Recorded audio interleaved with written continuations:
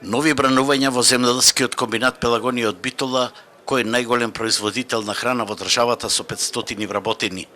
Денеска 100 работници излегоа на мирен протест пред дирекцијата, барајќи ја октомвриската плата, а велат дека незадоволството расте поради неизвестноста што ќе биде понатаму со комбинатот. Ништо не знаеме што ќе биде. Нема никој, гледате самите, дека нема никој, ние. И секој ден кога децата мали не лажат, денес плата, утре плата. Никој не иде од тие што треба да ни кажат кај ќе се движи во кој правец.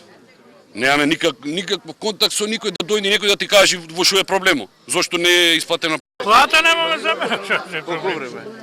Месец помина, 2 месеци. И додека работниците протестираа, неочекувано од Скопје пристигна и меѓу нив се појави еден од собствениците Цветан Панделевски, кој со смирувачки тонови рече дека октомвриската плата ќе биде исплатена до среда и дека земјоделскиот комбинат Пелагонија веќе ги пребродува тешкотиите со подмирување на врските кон доверителите и покрај тешката производствена година со сушата и преполовената реколта со пченка. Комбинатот ќе се види многу подобар него што беше. Луѓето ќе се добијат плата. Оно што некои сакат да прават проблеми, ќе се ги прави дома, не кај нас.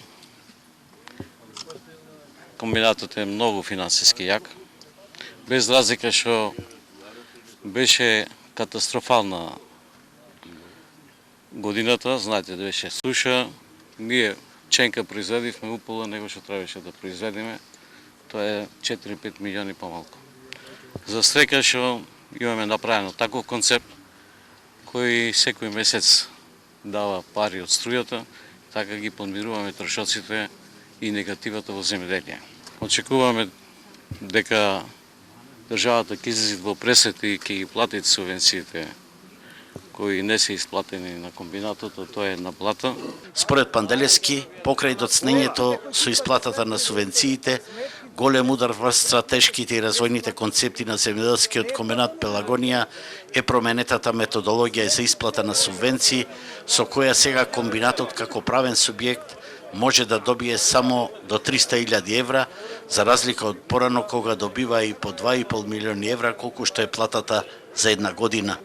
Од друга страна, јавното предпријатие Стрежево ги има блокирано за побарување од 40 милиони денари, а земјоделскиот комбинат Пелагонија од нив со првостепена пресуда за направена штета побарува 60 милиони денари, но овој процес во судот се влече 3 години.